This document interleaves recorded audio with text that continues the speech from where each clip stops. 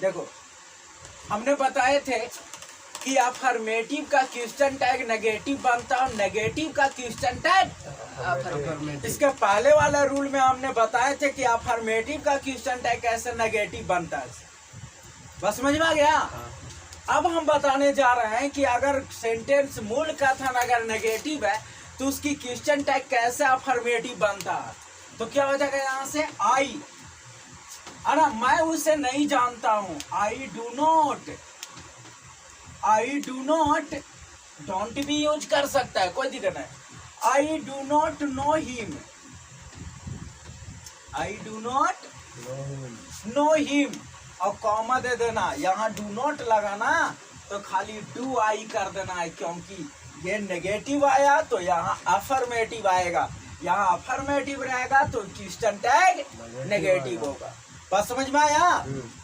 Second देख लो, वह सज्जन नहीं है ना, तो क्या बन जाएगा यहाँ से ही इज, हाँ he is not gentle,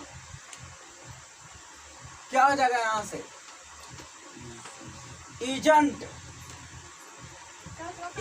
he, note नहीं लगेगा ना। देखो यहाँ नोट लग गया तो यहाँ पे कुछ नहीं, इजंट नहीं लगेगा, इज ही होगा खाली। बस समझ में आया। हाँ he is not gentle, is he. Ramesh नहीं पढ़ेगा ना, अब क्या हो जाएगा यहाँ से देख लो, Ramesh will not read, comma दे देना है।